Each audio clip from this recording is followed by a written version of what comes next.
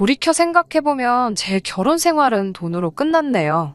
저는 남편이 생활력 있고 경제관념이 있는 사람이라고 생각해서 결혼을 결심했던 건데 그게 빚으로 돌아와 제 가슴에 큰 상처를 낼 거라곤 상상하지 못했습니다. 저는 서울에서 대학교를 졸업한 뒤 교수님의 권유로 영국에서 2년 정도 유학을 했어요. 유학을 마치고 한국에 돌아와서 공부를 좀 더 할까 고민하다 우연한 기회로 광고회사에 들어가게 되었습니다. 그렇게 직장 생활을 하다가 남편을 소개받았어요. 남편은 당시 중견기업을 다니는 평범한 회사원이었습니다. 2년 정도 연애를 하다 자연스럽게 결혼 이야기가 나왔어요. 결혼 이야기가 나오면서 연애할 때는 굳이 말하지 않았던 서로의 집안 사정을 좀 더 자세히 알게 되었습니다. 제 경우 제가 비록 해외에서 유학을 한 경험까지 있어도 친정이 경제적으로 유복한 편은 아닙니다. 저희 아버지는 중소기업을 다니시다 얼마 전 은퇴를 하셨고 지금은 건물 관리인으로 일하고 계시고 어머니는 평생을 전업주부로 사셨어요. 두 분 재산이라고 해봤자 지금 살고 계신 아파트와 적금 얼마가 전부인 걸로 알아요. 제가 결혼할 때는 그래도 친정아버지가 회사 생활을 하고 계셨기 때문에 지금보다는 상황이 조금 더 좋았네요. 남편 쪽도 저희랑 별반 다르지는 않았어요. 시아버지는 당시 이미 은퇴를 하신 상황이었고 시어머니가 마트에서 일을 하고 계셨습니다. 그리고 결혼한 신우는 따로 살고 있었고요. 남편이 한 달에 50만 원씩 보내주고 있었더라고요. 결혼은 현실이었기에 이런 서로의 상황을 고려하지 않을 수 없었습니다. 다행히 어느 한쪽이 심하게 기우는 느낌도 아니었고 양가 어르신들의 요구사항도 많지 않아서 결혼식까지 아무 문제 없이 원만하게 진행되었습니다. 다만 남편은 자기가 전세보증금을 해올 테니 저더러 결혼식 비용 및 하객 식사 비용을 부담하는 게 어떠냐고 하더군요.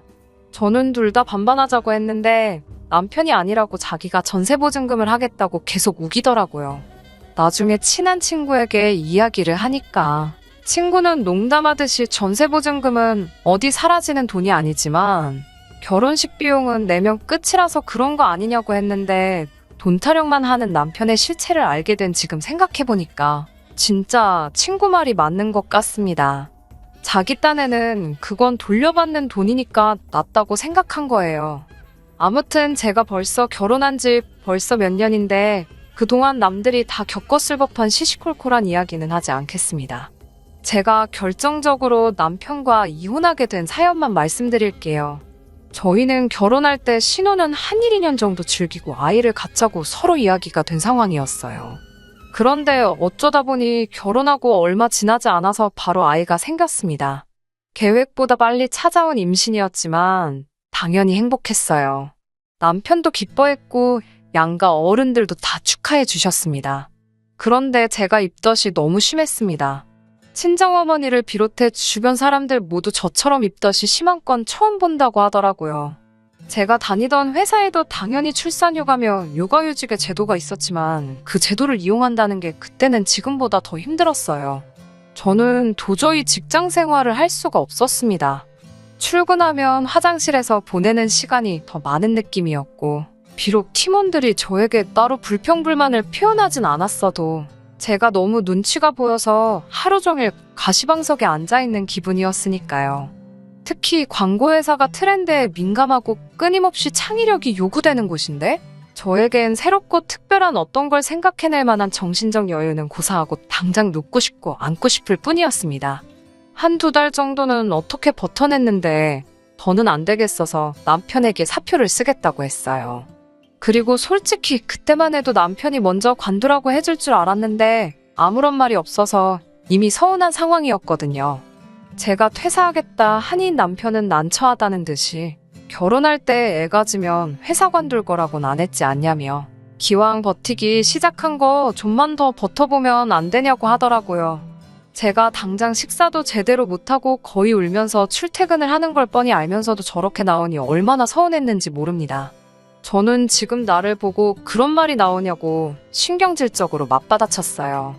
내가 지금 다른 남자 애를 가진 것도 아니고 당신 애를 갖고 이렇게 고생을 하는데 어쩜 그렇게 섭섭한 말만 골라서 하냐고 했더니 자기가 생각해도 미안했는지 금세 또 사과를 하긴 하더라고요. 그렇게 결국 퇴사를 하고 어쩌다 보니 연년생으로 아들 둘을 낳게 되었습니다. 사실 첫째 낳고 얼마 되지 않아 바로 둘째를 갖게 되면서 친정어머니가 많이 도와주셨어요. 그런데 이때 정말 남편에게 많이 실망했습니다.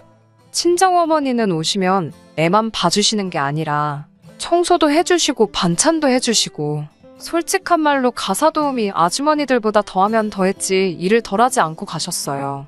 그래서 제가 남편에게 얼마씩이라도 용돈을 드리면 좋겠다 했는데 남편은 우리가 오시라고 한 것도 아니고 자기 혼자 외벌이 하는데 자기 불쌍한 건 안중에도 없냐고 하더라고요. 그렇게 나오는 남편이 야속하고 치사해서 제가 모아둔 돈에서 얼마씩 드리다가 그 돈이 다 떨어지고부터는 드릴 게 아무것도 없어. 나중에는 그냥 오지 마시라 했습니다.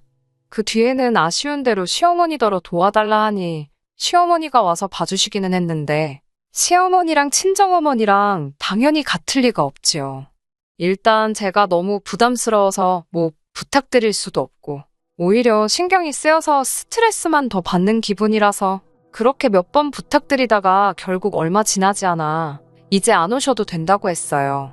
그렇게 결국 거듭된 출산과 독박 육아로 제 삶은 지칠 대로 지쳐갔습니다. 나도 한때는 잘 나가는 커리어 우먼이었는데 어쩌다 이렇게 된 건가 싶었어요. 애들 커가는 모습을 위안 삼아서 어찌저찌 버티긴 했지만 사실 무엇보다 남편의 배려 없는 말투에 상처를 많이 받았습니다. 아이들이 자라는 동안 남편은 손가락도 까딱 안 하면서 툭하면 집에서 이런 것도 안 하고 뭐 했냐, 저건 왜 안 했냐며 비하 발언을 해댔어요. 제가 한 번씩 왜 사람을 무시하냐고 받아치면 절대로 자기가 잘못했다고 인정을 안 하더라고요. 뿐만 아니라 시어머니도 하나뿐인 아들이 외벌이 하는 게 그렇게 못마땅하셨는지 저만 보면 싫은 티를 내시더라고요. 평소에 땀이 많은 남편은 겨울에도 장갑 끼는 걸 별로 안 좋아하는데 지난 겨울이 많이 추웠잖아요. 그렇다 보니 남편 손이 많이 텄더라고요. 제가 그렇게 로션 좀 발라라 장갑 좀 껴라 해도 고집이 세서 들은 척도 안 하더니 손이 불긋불긋해졌었는데 연말에 가족 모임을 하다가 시어머니가 그걸 보셨습니다. 시어머니는 정말 화가 가득한 눈으로 남편 손과 저를 연신 번갈아 보시더니 너는 집에서 애 키우고 살림만 하는 애가 밖에서 고생하고 들어오는 남편한테 설거지라도 시키는 거냐며 호통을 치시더군요. 저희 남편, 저랑 결혼한 이후로 정말 부엌에 자기 라면이나 끓여 먹으러 한 번씩 들어가지. 설거지는 무슨 시어머니 이야기를 듣고 있는데 어이가 없더라고요. 그래서 제가 어머님 아들이 설거지를 한다고요. 저는 금시초문인데요. 하니까 남편도 멋쩍은지 이거 추워서 튼 거라며 신경 쓰지 말라고 하더군요. 시어머니는 저한테 사과는커녕 아무튼 당신이 제 평소 행실을 다 눈여겨보고 있다며 밖에서 돈 벌어오느라 고생하는 남편한테 시덥잖은 일 시키지 말라고 아주 당부를 하시더라고요. 그러다 얼마 전부터 아들 둘 다 동네에 있는 어린이집에 다니면서 저에게도 여유 시간이 생겼습니다. 평소에도 자주 연락하던 직장 후배에게 제가 요즘 여유 시간이 좀 있는데 혹시 제가 할 만한 일이 있을지 물었어요. 용돈벌이라도 할까 싶었거든요. 그런데 후배가 너무 반가워하면서 그렇지 않아도 갑자기 큰 프로젝트가 하나 들어왔는데 같이 해보자고 하더라고요. 비록 계약직이었지만 놓치고 싶지 않아서 남편에게 조심스레 물어봤는데 의외로 흔쾌히 전폭적으로 지원을 해주더라고요. 그런데 그런 남편의 모습을 보니 고마우면서도 약간 씁쓸한 마음이 들었어요. 제가 돈 벌어온다니까 그렇게 반가운가 싶어서요. 실제로 제가 돈을 벌기 시작하니까 남편도 처음에는 조금씩 집안일하고 육아를 도와주긴 하더라고요. 시어머니도 눈치를 덜 주셨고 반찬도 해다 주시더라고요. 결혼 생활 몇 년 동안 시어머니가 반찬을 해다 주신 적은 남편이 아팠을 때 빼고는 없었는데 말이지요. 아무튼 제가 6개월의 직장 생활을 하는 동안은 말 그대로 숨통이 트이는 기분이었어요. 하지만 말 그대로 계약직은 계약직이잖아요. 다시 집에 있게 되면서 육아와 살림 모두 제 몫이 되었습니다. 근데 남편은 이전보다 더 심하게 짜증을 내더라고요. 한 번씩 뭔가 자기 뜻에 엇나가면 집안일도 자기가 해보니까 별것도 아니던데 그걸 못하냐며 저를 한심하다는 듯 대했습니다. 자기가 해보니까 설거지 그거 그릇 몇 개 대충 헹구면 끝이고 빨래는 세탁기가 다 하고 청소기 들고 다니면서 바닥 몇 번 문지르면 다 되더래요. 그러면서 저한테 그런 것도 제대로 못하니까 직장을 6개월밖에 못 다닌 거라고 하는데 정말 욕이 목구멍까지 차올라왔어요. 나도 지랑 결혼만 안 했으면 계속 직장 생활하면서 커리어우먼으로 살 수 있었는데 그런 생각도 들고, 아니 내가 지금 어디서 자식을 낳아온 것도 아니고 지 자식들 키우느라 이렇게 고생하고 있는데 저 인간은 그런 건 하나도 안 고마운가 싶고 별별 생각이 다 들더라고요. 화개들 데리고 집을 나가버릴까 그런 생각도 했지만 제가 당장 머리도 없고 능력이 없으니 일을 저지를 수도 없었고요. 그러다 얼마 전 저에게 일을 소개해줬던 그 후배가 내일 시간 되면 같이 커피나 한잔할까 그러더라고요. 마침 며칠 전 친정부모님이 손주들 보고 싶다 하셨기에 애들은 친정에 맡겨놓고 만나면 되겠다 싶더라고요. 그렇게 후배를 만났는데 후배가 하는 말이 전에 같이 일할 때도 느낀 거라면서 제가 회사 다닐 때는 그렇게 예쁘게 하고 다니더니 지금은 왜 이렇게 말랐냐며 속상해 하더라고요. 맨날 돈 타령하는 남편 때문에 네일 아트는커녕 머리하러 미용실 가는 것도 큰 마음 먹고 가곤 그랬어요. 옷 하나 사 입어도 벌어온 돈 허투루 써제낀다 이러쿵 저러쿵 말이 많아서 입던 옷 돌려가면서 입고 그랬습니다. 그래도 깔끔하게 하고 다녀서 남들이 모를 줄 알았는데 다 티가 났나 보더라고요. 후배 말을 듣고 있는데 창피하면서도 뒤통수를 한 대 맞은 것처럼 정신이 들더라고요. 내가 왜 이렇게 살고 있나 싶으면서 이건 아니다라는 어떤 깨달음이 딱 느껴졌어요. 저는 후배에게 정말 부탁인데 어디든 좋으니까 일할 데 없겠냐고 한 번만 더 도와달라고 했습니다. 그러자 후배는 기다렸다는 듯이 그럼 자기랑 같이 해보자고 그러더군요. 그게 무슨 말이냐고 하니까 자기가 이번에 나와서 회사를 차리는데 마음 맞고 능력 있는 몇몇 주변 사람들하고 함께 시작하려고 그런다면서 마침 제가 그렇게 생각이 났다고 하더라고요. 후배가 제안한 연봉과 복지는 대기업 뺨치는 수준이었습니다. 고민할 거 없이 당연히 그 자리에서 좋다고 했고 그렇게 이번엔 정직원으로 취직을 하게 되었습니다. 그리고 그날 밤 남편에게 낮에 있었던 일을 이야기했어요. 그런데 저번엔 그렇게 좋아하고 전폭적으로 지지해주던 남편이 기대와는 영 다른 반응을 보이더라고요. 한다는 말이 여자가 그렇게 일한다고 밖으로 싸돌면 애들은 누가 키우냐고요. 그래서 애들도 이제 제법 커서 금방 유치원 가고 학교 갈 거고 그래도 도움이 필요하면 우리 친정어머니가 도와주실 수도 있다고 하니까 그럼 또 장모님 돈 들이자고 할 거 아니냐고 그래요. 그러면서 할머니가 자기 핏줄 봐주는데 왜 돈을 줘야 하냐면서 자기는 그게 이해가 안 된다고 그러더군요. 저희 친정어머니 한 번도 저한테 돈 이야기 먼저 하신 적 없고 오히려 맨날 물려입는 둘째 안 됐다고 옷 사주시고 애들 간식 사주시고 그러시거든요. 그렇게 본인 돈 쓰셔서 뭐 사오실 때마다 저도 제 선에서 드릴 수 있을 만큼 드렸던 거고요. 남편은 듣는 제 마음은 전혀 신경 쓰지 않는 듯이 계속해서 한다는 말이 다 내 돈 갖다 슬 궁리하는 사람들 뿐이라며 한숨을 푹푹 쉬더군요. 그래서 제가 아니 이제 나도 돈 벌 건데 왜 그런 식으로 말하냐 하니까 너 뭐 그거 가서 몇 달이나 버티겠어라며 옛날 일을 끄집어내더라고요. 다른 여자들은 양수가 터질 때까지도 출근해서 일하고 그런다는데 넌 몇 달도 못 버티고 그냥 때려치고 근성이 없다나요. 그래서 이번에도 안 봐도 뻔하다고 빈정거리더군요. 그러면서 계속 한다는 말이 그때 정신력으로라도 좀만 참았어 보라고. 그럼 지금 직급이 얼마나 높아지고 돈도 얼마나 많이 벌어오고 있겠냐며 절 생각하면 답답해서 속이 터진대요. 애들 출산으로 인해 제 경력이 단절되고 그 이후로 여자로서 제 인생은 포기하고 오로지 아내로서 엄마로서만 살아왔는데 남편이 저렇게 생각하고 있을 줄은 꿈에도 몰랐습니다. 돈 좋아하고 인색한 사람인 건 알았는데 설마 마음까지 저렇게 인색할 줄이야. 정말 제 마음속 어딘가에서 유리창이 깨지듯 와장창 박살나는 소리가 들리는 듯 했습니다. 제가 남편에게 지금 한 말 다 진심이냐고 물으니 그럼 자기가 장난하는 것 같냐고 그래요. 그래서 제가 도대체 바라는 게 뭐냐고 내가 일을 했으면 좋겠어? 안 했으면 좋겠어? 나보고 어쩌라는 거야? 하니까 남편은 돈 벌어온다고 육아 살림 대충하고 친정에 돈 퍼다가 나를 거면 그냥 하지 말라는 거예요. 아니 돈 안 벌어올 때는 돈 안 번다고 난리더니 이제 돈 벌어온다니까 친정에 가져다 줄까봐 벌벌 떠는 그 모습을 보고 있자니 내가 미쳤다고 이제껏 이런 인간이랑 살았나 싶더라고요. 무슨 누가 저한테 찬물 한 바가지를 끼얹기라도 한 듯 정식이 싹 들어서 저도 남편에게 맞섰습니다. 나 이 일 할 거고 친정어머니가 우리 애들 봐주시면 한 달에 100만 원씩 드릴 거라고요. 그리고 일하는 동안 육아살림 반반씩 하자고. 그거 못하겠으면 당신은 그냥 나가서 혼자 살면서 당신 벌어서 당신 쓰고 살라고요. 대신 이혼하자고 했어요. 애들 볼 생각은 꿈도 꾸지 말라고요. 그러니까 남편이 어이가 없다는 듯이 저더러 미쳤냐고 그러더라고요. 그래서 내가 지금 장난하는 거 같냐고, 당신이 나가기 싫으면 그냥 여기 있으리고, 그냥 내가 나간다고 그러고, 그 길로 애들하고 제 짐 대충 싸서 나와버렸습니다.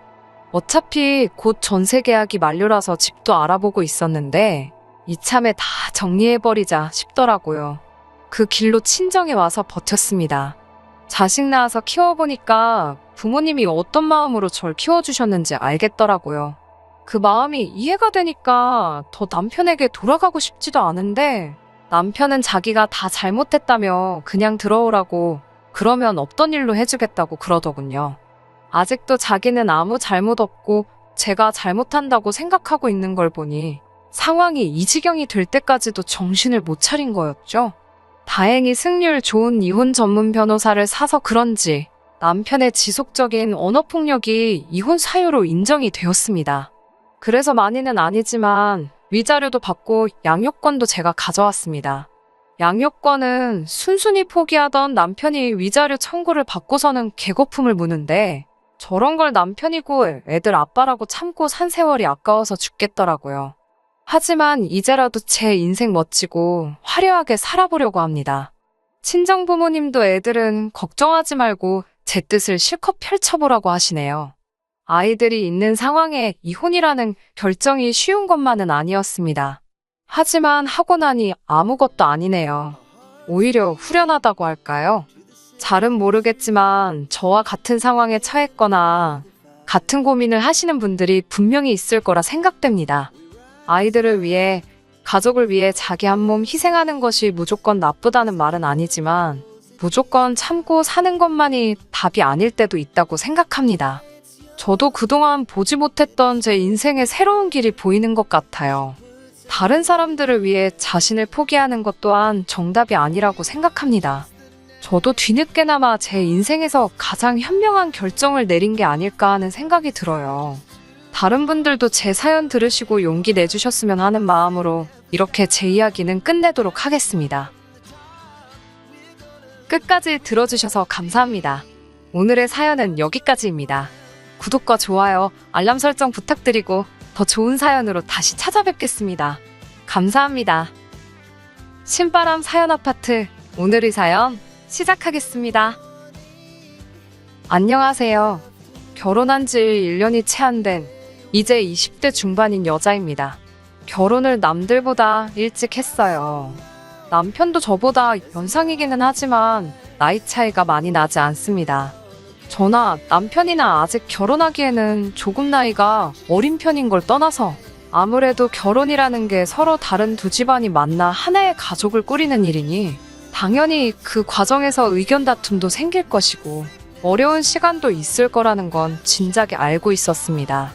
말한 대로 쉽지만은 않을 거라 미리 마음의 준비도 다 하고 있었지만 이렇게 시작부터 이런 식의 고난의 시간이 있을 거라곤 상상하지 못했네요. 서울에서 나고 자란 저는 전문대를 졸업한 뒤 작은 무역회사에 취업을 했습니다. 부모님은 원하면 편입을 해서 4년제 대학을 도전해봐도 좋다고 하셨지만 당시 저는 공부에는 큰 미련이 없었고 하루라도 더 빨리 돈을 벌고 싶었습니다. 그래서 직장 생활을 먼저 시작했는데 거기서 지금 남편을 만나게 되었네요. 남편은 거래처 직원으로 영업일로 회사에 자주 들락거리는 사람이었습니다. 서글서글하고 인사성이 밝은 사람이라서 항상 사무실에 방문하면 직원들 한 명 한 명을 찾아가 인사를 할 정도였습니다. 저나 남편이나 각자 직장에서 제일 어렸고 같은 또래로 나이도 비슷했기 때문에 금방 가까워질 수 있었습니다. 비록 둘 다 직장인이었어도 회사 생활을 일찍 했을 뿐인 여타 다른 대학생들처럼 아직 한창 때의 20대였으니 남편과 저는 조금씩 인연을 쌓아가다가 가벼운 마음으로 연애를 시작했어요. 적어도 저는 그랬습니다. 연애하면서부터 결혼을 생각하고 만남을 시작하는 사람들이 제 또래에 얼마나 있을까요? 저도 그랬습니다. 처음엔 결혼까지 생각했던 건 아니었어요. 하지만 남자친구는 달랐던 것 같아요.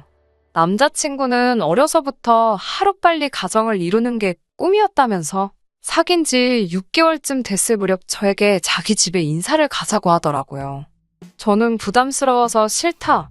결혼하는 거 생각해 본 적도 없고 나는 하고 싶은 게 아직 많다고 선을 그었지만 남편은 제가 하고 싶은 거 다 하게 해준다며 결혼하자고 끈질기게 저를 졸랐어요. 솔직히 남편의 끈질김이 부담스럽기도 했지만 한편으로는 남편이 정말 저를 사랑한다는 생각이 들더라고요. 보통 저희 나이에 연애를 한다고 해도 결혼하겠다 저렇게 강렬하게 표현하는 사람은 없잖아요. 결국 저는 남편의 끈질긴 구애에 결국 알겠다 했고 남편의 청혼을 받아들였습니다. 대신 내가 직장 생활을 하게 되든 공부를 하게 되든 청혼하면서 내게 약속한 것처럼 내가 하겠다는 것은 꼭 다 하게 해줘야 한다고 했고 남편은 남자가 한 입으로 두 말 하지 않는다고 꼭 그러겠다고 했어요. 전 순진하게 그 말을 철석같이 믿었네요. 결혼 이야기가 오가면서 남편에 대해서 좀 더 알게 되었습니다. 시부모님의 경우 별다른 직장은 다니지 않으셨고 대신 물려받으신 땅과 상가에서 나오는 새로 생활을 하고 계셨어요. 상가라고 해서 엄청난 건 아니었고 두 분이서 생활하시기에 적당한 동네 근처 빌딩에 있는 꼬마 상가 정도였어요. 하시는 말씀이 적어도 당신들의 노후는 걱정하지 않아도 된다며 저희에게 어차피 결혼하기로 마음먹었으면 쓸데없는 걸로 질질 끌지 말고 빨리 해치우라고 하시더군요. 반면에 저희 친정에서는 결혼을 허락해주긴 하셨지만 걱정이 많으셨습니다. 아무래도 한참 예쁠 나이에 딸이 결혼을 한다니까 아쉽기도 하고 미련도 남고 그러셨던 거겠지요. 특히 친정어머니는 다시 한번 생각해보는 게 어떻겠냐며 저를 몇 번이고 말리셨어요. 제가 그러다 이렇게 날 좋아하는 사람을 다시는 못 만나면 어쩌냐 하니까 왜 그런 바보 같은 생각을 하냐면서 그런 걱정 때문에 하는 결혼이라면 절대로 하지 말라고 하셨어요. 하지만 자식 이기는 부모 없다고 제가 그렇게 하고 싶다 하니 결국 행복하게 잘 살라며 허락을 해주셨죠. 이게 아들 가진 부모와 딸 가진 부모의 차이인가? 그런 생각을 하면서 남편과 결혼을 진행하게 되었습니다. 결혼식을 올리기까지는 큰 어려움은 없었습니다. 적당히 생략할 건 생략하고 신혼집 같은 경우도 원래는 시댁에서 전세를 구해준다고 해줬었는데 적당한 매물이 많이 없었습니다. 마음에 안 드는 집에서 살고 싶지도 않았고 전세가가 애매해서 이럴 바엔 남편과 제가 조금만 더 노력해서 월급을 모으면 최소한의 대출을 끼고 전세가 아니라 자가를 할 수 있겠더라고요. 그래서 일단 급한 대로 월세로 나온 풀옵션 빌라를 알아보고 있었는데 친정 부모님께서 그럴 바에는 두 분이 투자 목적으로 가지고 계신 오피스텔에서 시작을 하라고 배려를 해주셨습니다. 그래서 제가 그럼 세는 어찌할 거냐니까 남편이 그럼 그 세는 자기가 자기 부모님 그러니까 시부모님한테 받아서 주겠다고 하더라고요. 친정부모님은 사실 아무것도 받고 싶지 않아 했지만 투자 목적으로 가지고 계신 거다 보니 아직 대출이 남아 있었거든요. 그래서 딱 한 달 상환금만큼만이라도 저희가 세 대신에 드리기로 정했습니다. 어차피 월세를 구해 들어가려 했으니 세가 발생하는 건 당연한 일이었고 생판 모르는 사람 집에 보증금까지 넣어서 들어갈 바에야 친정부모님이 가지고 계신 오피스텔에 들어가는 게 저희 입장에서도 훨씬 경제적이었지요. 다행히 시부모님도 그 부분에 있어서는 동의를 해주셨기 때문에 모든 것이 잡음 없이 흘러갔습니다. 하지만 생각지도 못한 곳에서 시부모님과 부딪히게 되었어요. 그건 바로 혼인신고 때문이었습니다. 저는 결혼한 부부가 혼인신고를 하고 사는 건 너무나 당연하고 상식적인 일이라고 생각했어요. 그래서 이 문제를 시댁과 상의해야 할 필요성을 조금도 느끼지 못했습니다. 신혼여행에서 돌아오자마자 시댁에 인사를 갔을 때였어요. 무슨 이야기를 하다가 이야기가 나와서 제가 혼인신고는 여독이 풀리고 다음 주쯤 하려고 한다 말씀드렸는데 시어머니가 깜짝 놀라면서 혼인신고는 아이를 낳기 전까지는 할 생각 하지 말라고 하시더군요. 그래서 제가 그게 무슨 말씀이세요? 라고 되물었더니 요즘 젊은 사람들이 워낙 영악하지 않냐면서 혹시 모를 상황을 대비하는 거니 저더러 이해를 해달라 하시더군요. 듣고 있는데도 그게 도저히 무슨 말인지 이해가 안 돼서 그게 대체 무슨 말씀이시냐고 재차 물었습니다. 그러자 시어머니가 답답하다는 듯이 혼인신고까지 했는데 제가 애도 안 낳고 있다가 이혼한다고 위자료 내놓으라고 하면 자기 아들, 그러니까 제 남편이 쪽박 차지 않겠냐는 거예요. 다 소중한 자기 아들 지키기 위함이니 저보고 이해하라고 말을 하시더군요. 어떻게 갓 결혼한 애들을 앞에 두고 이제 막 신혼여행 마치고 왔는데 저런 생각을 하실 수가 있고 그걸 또 그 앞에서 대놓고 말씀하실 수 있는지 이해가 안 되더라고요. 제가 남편에게 혹시 당신도 그렇게 생각하냐고 내가 진짜 위자료 생각해서 결혼한 거라 생각하냐니까 부모님은 다 우리를 걱정해서 그러시는 거라며 그냥 부모님 말씀대로 하자고 하더군요. 남편은 우리들 걱정을 해주신다고 포장했지만 그게 어딜 봐서 우리들 걱정을 해주시는 건가요? 아무리 아기가 없었다지만 누가 들어도 제가 마치 남편 집안 재산이나 위자료를 노리고 결혼한 사람처럼 들렸을 거예요. 자기 아들이 피해자고 제가 나쁜 사람인 걸 깔고 말한 거잖아요. 이런 황당한 경우는 처음이라서 벙쪄 있으니까 시어머니는 대신에 제가 1년 안에 아이를 가지게 된다면 자기들이 가지고 있는 땅도 주고 혼인신고도 하게 해준다는 거예요. 대를 이어주면 섭섭하게 하지는 않겠다. 하지만 애를 갖기 전까지는 저를 가족으로 인정하지 않겠다. 뭐 이런 건가요? 적어도 저한테는 그렇게 들리더군요. 솔직히 그때 지금이라도 이 결혼 엎어야 되는 거 아닌가 생각했지만 부모님이 하지 말라는 결혼 우겨서 한 거에 대한 부끄러움도 있었고 친구들 얼굴은 어떻게 보나 싶고 복잡하더라고요. 신혼여행 다녀오자마자 이혼을 결심할 용기는 선뜻 나지 않았어요. 하지만 적어도 남편이 저를 사랑해서 청혼을 했고 저도 그런 남편이 좋아 결혼을 했다는 사실은 변함이 없고 어차피 결혼하자마자는 아니었지만 이제 결혼을 했으니 언젠가는 아이를 가질 계획이 있었으니 그 계획을 조금 일찍 앞당겼다고 생각하자. 그러면 된다. 그냥 그렇게 단순하게 생각하려고 노력했습니다. 자기 합리화이긴 하지만 어떻게든 친정부모님을 비롯한 가족과 친구들에게 내 선택이 옳았음을, 그래서 내가 잘 살고 있음을 보여주고 싶었으니까요. 하지만 시부모님은 정말 인내심이라곤 하나도 없는 분들이셨습니다. 결혼한 지 한 달밖에 안 된 저희에게 애는 그래서 언제 가질 거냐고 걸핏하며 물어보셨습니다. 하루 만에 다시 만나건 일주일 만에 만나건 인사 같은 건 하지도 않으셨어요. 아니, 오히려 애는 생겼냐고 물어보시는 게 시부모님들의 인사 방식이라고 느껴질 정도였어요. 저더러 이번 달에는 몸이 어떻냐, 아무런 낌새가 없냐, 그런 질문을 대수롭지 않게 시도 때도 없이 하셨어요.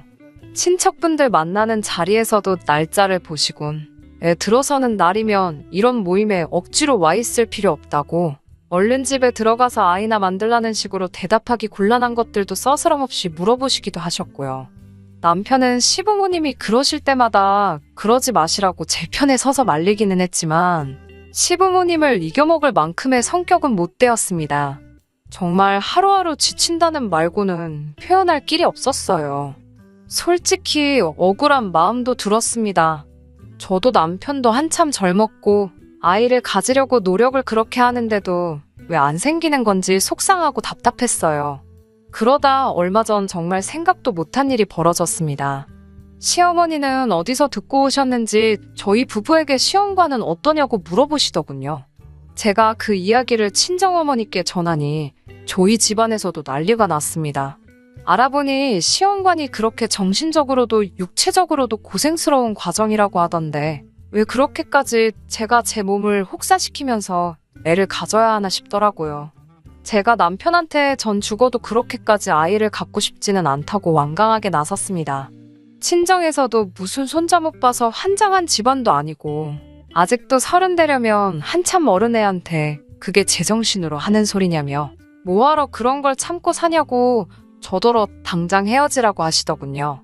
그런 와중에도 남편은 시부모님 앞에서 우물쭈물 뭐라고 제대로 말도 못하고 제 눈치만 살살 보면서 그 시험관이라는 거 그냥 한 번 시도라도 해보면 안 되겠냐고 그러더군요.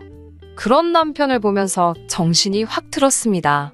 제가 20대 중반이고 앞으로 갈 길이 구만리인데 이런 남자를 믿고 어떻게 사나 싶더라고요. 게다가 시부모님은 저더러 왜 시험관 실수를 피하는 거냐면서 또 혹시 무슨 하자 있어서 그러는 거 아니냐고 저한테 혹시 문제가 있는 거냐며 저를 추궁하시더군요. 제가 무슨 물건도 아니고 사람을 앞에 두고 하자가 있네 없네 운운하시니 헤어질 때 헤어지더라도 제가 문제가 없다는 건 알려드려야 직성이 풀리겠더군요. 저는 시부모님에게 저는 이 남자랑 이혼할 작정이지만 저한테 말도 안 되는 허물을 뒤집어 씌우시는 건 용납할 수가 없다고 다 같이 병원에 가자고 했습니다. 시부모님은 저더러 만약에 제가 무슨 문제 있는 몸이면 저를 사기 결혼으로 고소할 거라고 난리를 치더군요. 저는 20살이 넘어서부터 매년 건강검진은 물론 산부인과도 꼬박꼬박 다니고 있었기 때문에 저한테 아무런 문제가 없다는 확신이 있었습니다. 그래서 두 사람 말에 좋다고 대신 남편한테 문제 있는 거면 저도 가만히 있지 않을 거라고 했어요. 병원에서 갖가지 검사 끝에 나온 결과는 놀라운 정도가 아니라 충격 그 이상이었습니다. 남편은 평생 아기를 가질 수 없는 몸이었습니다. 이미 정은 떨어질 대로 떨어진 마당에 남편 몸까지 그렇다니까 속된 말로 정내미가 뚝 떨어지더라고요. 시부모님도 그 결과를 듣고는 사색이 되어 저를 쳐다봤습니다.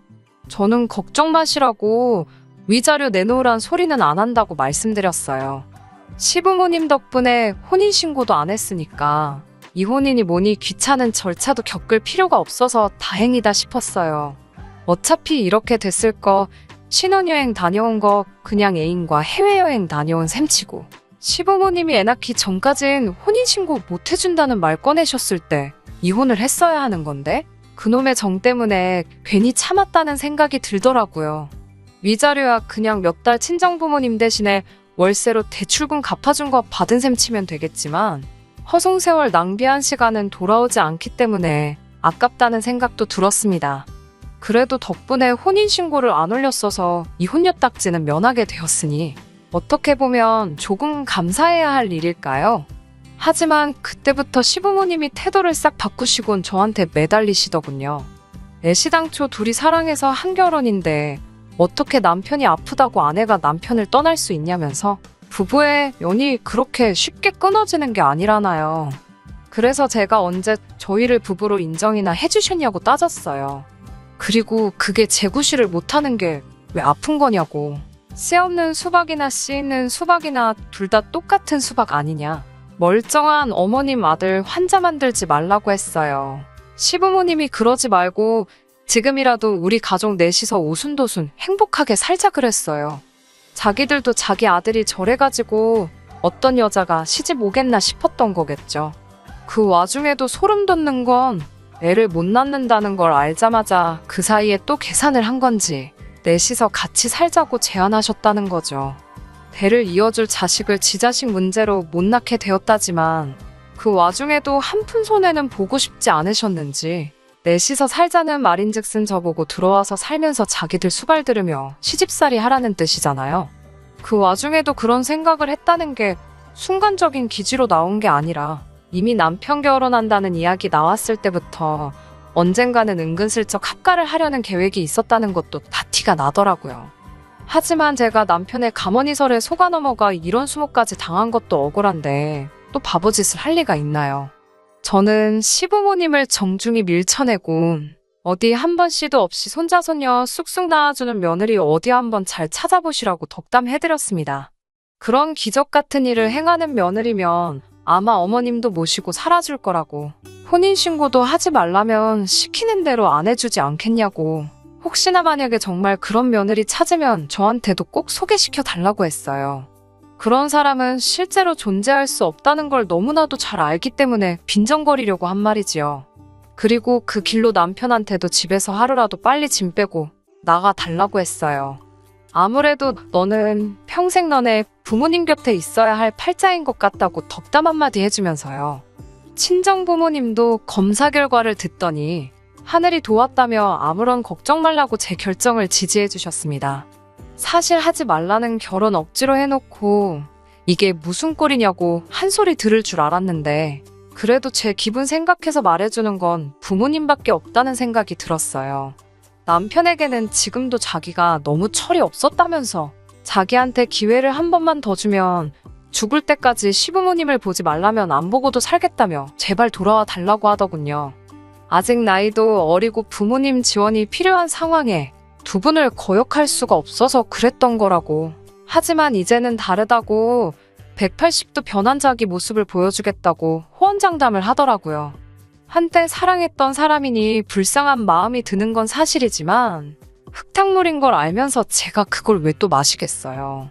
인생 공부 진하게 했다 생각하고 정말 저를 환영해주고 사랑해주는 가족을 가진 상대방을 만날 때까지는 저도 제가 하고 싶은 일을 찾아서 즐겁게 살 작정입니다. 들어주셔서 감사합니다. 끝까지 들어주셔서 감사합니다. 오늘의 사연은 여기까지입니다.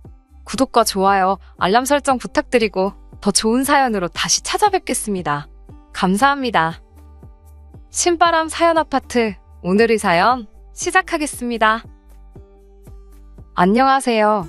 저는 30대 여성입니다. 저는 얼마 전까지 미국에서 남편과 살고 있었습니다. 미국행을 결정한 지 몇 달 안 돼서 다시 한국으로 귀국했고 결혼을 뒤엎어버렸습니다. 갑자기 정해진 미국행이었기 때문에 혼인신고를 아직 안 한 상태였어요. 예정대로였으면 미국에서 어느 정도 자리 잡고 올 가을에 잠시 귀국해서 식도 올리고 혼인신고도 할 예정이었는데 오히려 결혼이 늦어진 게 신의 한 수라고 말해도 될 정도가 되었네요. 혼인신고도 하지 않아 정식 부부는 아니었지만 여보 남편 하면서 3개월 정도를 같이 살았는데 저를 가장 먼저 생각해줘야 할 남편이 정말 남이 편 되는 건 순식간이더라고요. 신우와 시어머니의 무리한 부탁도 억지로 들어주는 건 남편이 제 편이 아니라 남의 편이라서 할 수 있는 일 아니겠어요? 시어머니와 신우도 결혼 전에는 어느 정도 상식과 교양이 있는 사람들이라고 생각했는데 점점 도를 지나치는 모습에 저도 정말 두 손 두 발 다 들었습니다. 아직도 그때를 생각하면 치가 떨려서 자다가도 눈이 번쩍번쩍 뜨이는데 그때 있었던 일을 사연으로 한번 풀어보도록 하려고요. 남편과 저는 한국에서 직장 생활을 하면서 만났습니다. 저는 당시 서울에서 은행을 다니고 있었고 남편은 같은 건물에 위치한 중소기업에 다니고 있었습니다. 제가 일하는 은행이 남편 회사 건물 1층에 위치하고 있었기에 같이 일하는 사이는 아니어도 얼굴 마주칠 일이 많았습니다. 그러다 언젠가 남편이 퇴근하는 저를 불러 세우더라고요. 서로 통성명은 한 적 없어도 얼굴은 익히 아는 사이라서 제가 무슨 일 때문에 그러시냐고 물었더니 남편은 한껏 쑥스러워하면서 저에게 저 아시죠? 라고 되묻는 게 아니겠어요. 그래서 저도 알기야 하지만 하고 말끝을 흐렸습니다. 그러자 남편은 한껏 상기된 얼굴로 자기 소개를 하더니 다음엔 커피라도 한잔 할 수 있겠냐며 자기 명함을 건네더라고요. 그런 그의 모습에 진심이 느껴져서 저도 그러자 하며 제 명함을 건넸고 그 이후로 몇 번 데이트 비슷하게 하면서 사귀게 되었습니다. 그렇게 1년쯤 만났을 때였어요. 당시 남편의 버리는 은행에 다니는 저와 비교했을 때 정말 비교하기도 힘들 정도로 적었기 때문에 다니던 회사의 미래가 보이지 않는다며 다른 회사로 이직을 준비 중이었어요. 그 소식을 들은 남편의 친한 선배가 미국에 있는 회사를 소개해 주었습니다. 비록 뉴스나 매스컴에 나오거나 하는 큰 회사는 아니었지만 그래도 당시 남편이 다니고 있는 작은 회사보다는 훨씬 미래가 있고 좋은 기회이지 않겠냐며 말이지요. 남편에게 그 이야기를 들었을 때 저는 인생에 한 번뿐인 기회일지도 모르는데 뭘 고민하는 거냐고 물었습니다. 그러자 남편은 망설이다가 저에게 조심스럽게 같이 가주겠냐고 묻더라고요. 사실 그때까지만 해도 서로 결혼 이야기를 한 적도 없었고 개인적으로도 결혼은 늦게 하자는 주의였기 때문에 남편의 제안에 깜짝 놀랐고 부담스럽기도 했어요.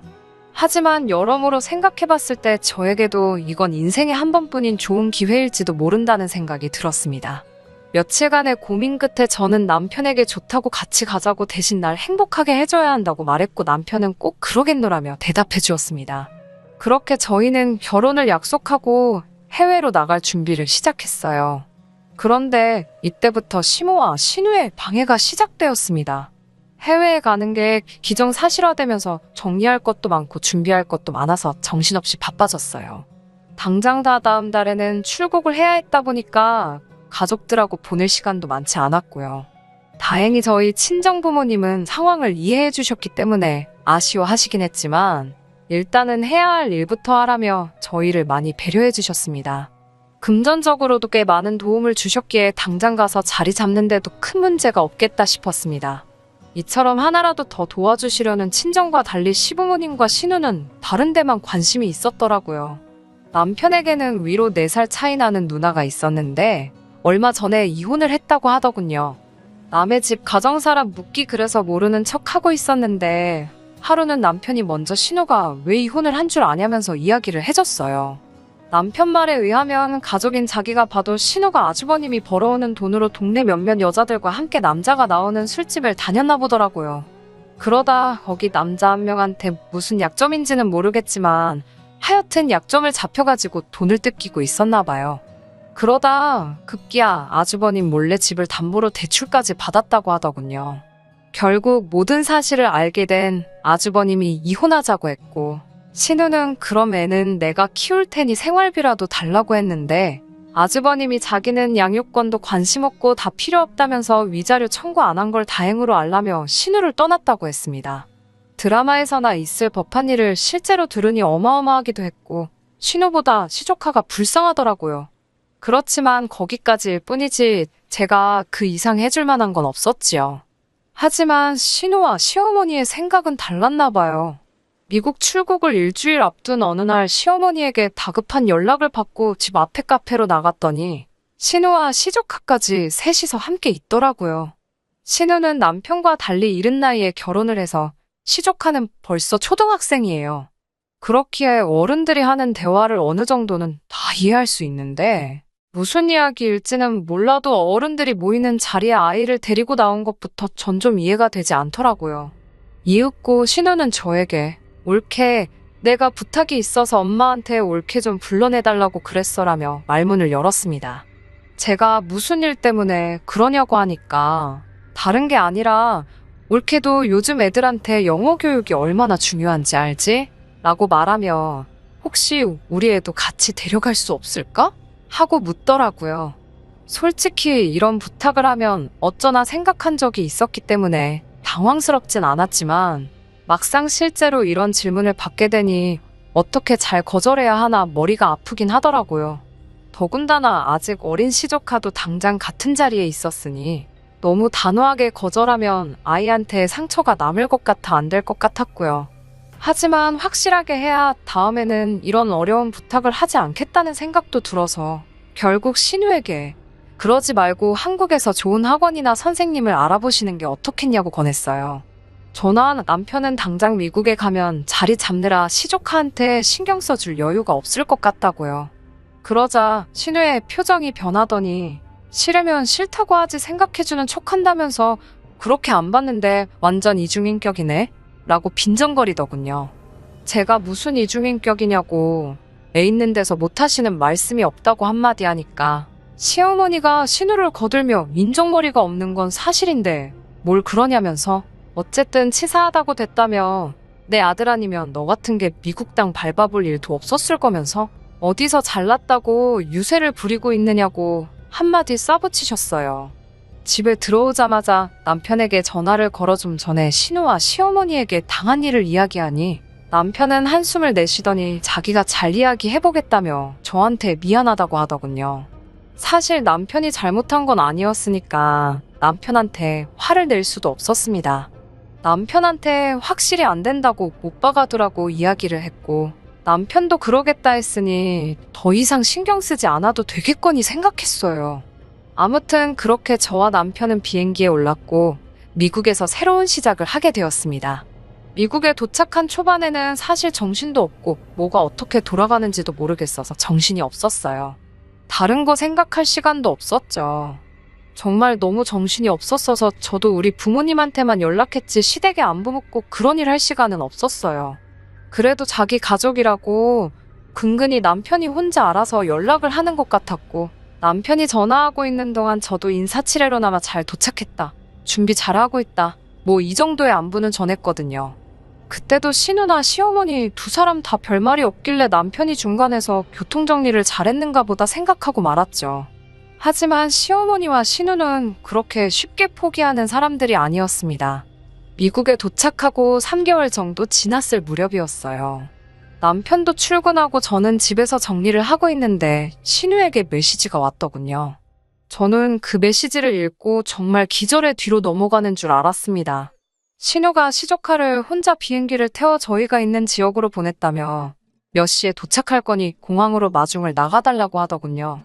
신우에게 자초지종을 듣기 위해 전화를 몇 번이고 걸었지만 신우는 전화도 받지 않았습니다. 미국에서 살면 온갖 친척들이고 친구들이고 자기 애들을 보내고 싶어서 안달이라는 이야기를 듣기는 했어도 이렇게 막무가내로 나오는 사람은 듣도 보도 못했기에 황당하고 어떻게 해야 할지 전혀 모르겠더라고요. 반나절 후면 시조카가 공항에 혼자 도착할 거라 생각하니 걱정도 되고 결국 어쩔 수 없이 시조카를 데리러 공항에 나갔습니다. 그래도 다행히 시조카는 잘 도착했고 저희를 보더니 안도의 한숨을 내쉬는 것 같았어요. 어린애 몸으로 혼자 얼마나 두려웠을지 비행기에서부터 긴장을 했나 아주 몸이 돌덩이처럼 뻣뻣하게 굳어있더라고요. 애가 잘못한 것도 아닌데 애한테 화를 낼 수도 없어서 혼자 고생했다고 아이 한번 와라 끌어안아주고 혼자서도 잘 왔다고 고생했고 참 장하다고 해줬습니다. 아이를 데리고 집에 와서 밥 먹이고 일단 씻으라 하고 남편과 어떻게 이 상황을 해결해야 할지 이야기를 나누고 있는데 그래도 애가 걱정이 되긴 했는지 제가 집까지 데리고 오고 나서야 신우한테 연락이 왔습니다. 신우는 우리 애는 잘 만났냐며 일단 미안하긴 한데 기왕 애가 거기 도착했으니 한 1년만 데리고 있어 달라더군요. 황당하고 기도 안 차서 그게 말이 되냐고 하니까 그냥 학교 보내고 밥 먹을 때 수저 하나 더 놔주고 하면 된답니다. 애가 눈치도 빠르고 영리해서 혼자서도 다 알아서 잘한다고요. 비행기도 혼자 타고 오지 않았느냐고 하더라고요. 아무리 애가 눈치가 빠르고 영리해도 그렇지 12살짜리가 뭘 얼마나 혼자 할 수 있겠냐고요. 그것도 미국에서요. 저는 절대 안 될 소리라고 애는 며칠 지나고 나서 다시 한국으로 돌려보내겠다고 했지만 신우는 제 이야기는 듣지도 않고 대답을 얼버무리며 잘 부탁한다 혼자서 자기 할 말만 하다가 전화를 끊어버렸어요. 제가 남편한테 어떻게 할 거냐고 물으니 남편은 기왕 이렇게 왔는데 어쩔 수 있겠냐며 1년만 우리가 참고 돌봐주자는 거예요. 저한테 한다는 말이 어차피 너는 비자 문제 때문에 일도 못하고 하니까 그냥 나중에 우리 애 키울 때를 위해서 연습한다 생각하면 되지 않겠냐고요. 그제서야 남편이 어쩌면 신우 그리고 시어머니와 이 모든 일을 짰을지도 모르겠다는 생각이 들더라고요. 제가 혹시 이거 니들끼리 짠 거 아니냐니까 무슨 말을 그렇게 하냐면서 막말로 이제 한 가족인데 뭐가 그렇게 어려운 일이냐며 적반하장으로 나왔습니다. 그런 남편의 뻔뻔한 모습을 보면서 정신이 들기 시작했습니다. 지금은 신혼의 아이라지만 이 다음엔 누가 될지 생각만 해도 골치가 아파왔어요. 이렇게 살자고 온 미국이 아닌데 싶었고요. 그러다 제 눈치를 보고 있는 시조카와 눈이 마주쳤습니다. 애가 무슨 잘못이 있겠어요. 어른들이 문제지. 그래, 기왕 여기까지 왔으니까 맛있는 거나 먹이고 놀이공원이나 데려가자. 있는 동안은 눈치 안 보고 재밌게 놀게 하고 그리고 그 다음에 한국에 데려다 줘야겠다 싶더라고요.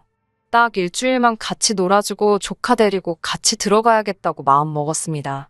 그런 제 속마음도 모르고 다음날 시조카를 데리고 놀러 나가는 저를 보며 남편은 역시 내가 여자를 잘 골랐다며 저더러 좋은 여자라고 하는데 남편은 집단에는 그걸 칭찬이라고 한 것 같은데 저에게는 세상 그 어떤 욕보다 더 기분 나쁘게 들렸습니다. 그렇게 시간은 어느덧 일주일이 지났고 제가 시조카에게 이제 집에 가게 짐을 싸라고 하니까 애가 완강히 버티더라고요.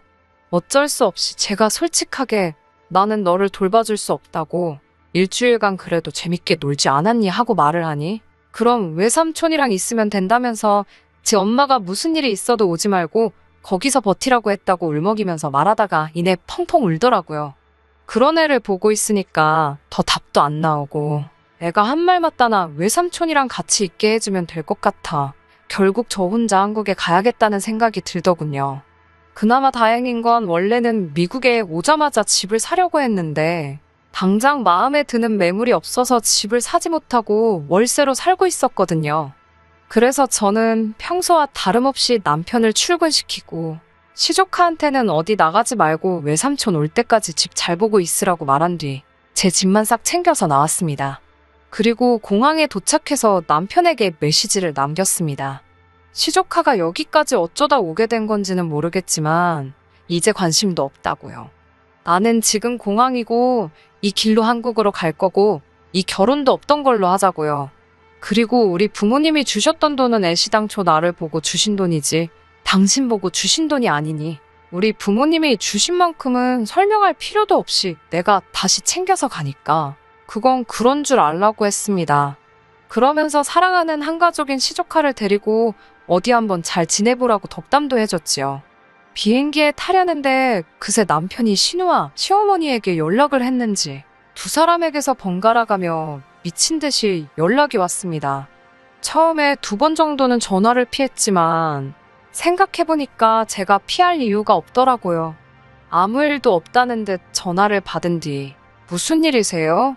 하니까 시어머니가 대뜸 지금 무슨 짓거리를 하는 거냐며 저더러 생각이 있는 거냐고 물어왔어요. 그래서 아무렴 아줌마 딸만 하겠냐 하니까 내 딸은 자식 사랑이 좀 과해서 그런 거지만 그 사람들 남겨두고 떠나는 저는 가족을 배신하는 행동이래요. 그러면서 아주 비행기만 한번 타보라고 온 가족 데리고 인천공항에 절 잡으러 온다네요. 그래서 저는 마중 나와주시려고요. 감사하지만 필요 없어요. 우리 부모님이 오시기로 했거든요. 라고 말해줬지요. 그리고 저도 우리 부모님께 전화해 상황 설명을 했습니다.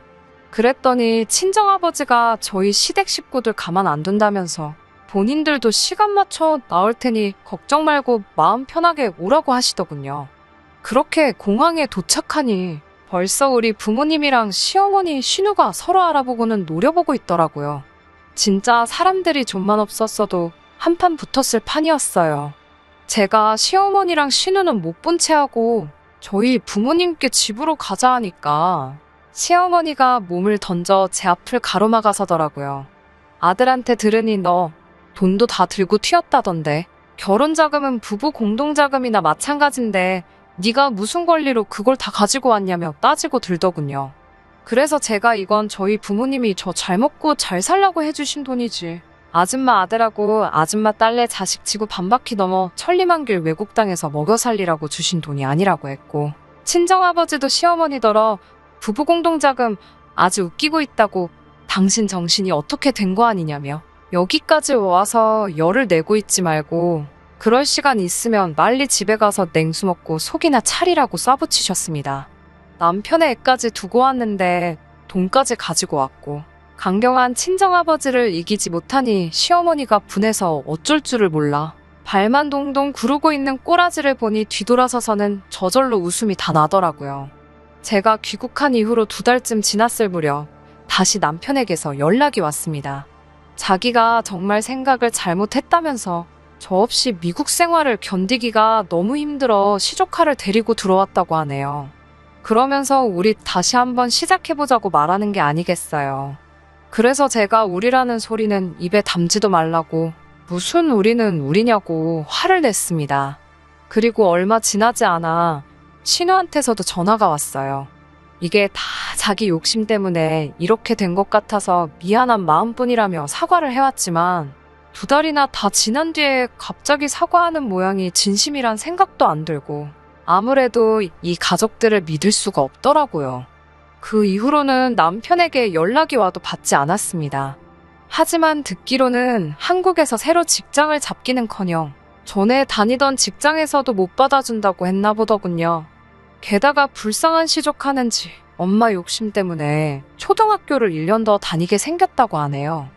모든 일은 순리대로 해야 하는 법인데 한 사람의 욕심으로 모든 일이 이렇게 복잡히 얽혀버렸으니 저도 씁쓸하긴 해요. 하지만 그래도 제 인생이 망가지지 않은 것만으로도 감사할 일이지요. 언젠가 기회가 되면 부모님을 모시고 미국에 한번 가야겠어요. 미국 간다는 게 정해졌을 때 저도 나름대로 가보고 싶던 곳이 많았거든요. 그런데 한 군데도 가보지 못하고 그냥 돌아와 버렸으니까요. 대신 이번에는 저 혼자 가지 않고 저희 부모님도 함께 모시고 갈 계획이니 즐거운 마음으로 다녀올 수 있을 것 같습니다. 다음에 타는 비행기는 외롭지 않을 것 같네요. 그럼 제 이야기는 이만 마치도록 하겠습니다. 들어주셔서 감사합니다. 끝까지 들어주셔서 감사합니다. 오늘의 사연은 여기까지입니다. 구독과 좋아요, 알람 설정 부탁드리고 더 좋은 사연으로 다시 찾아뵙겠습니다. 감사합니다.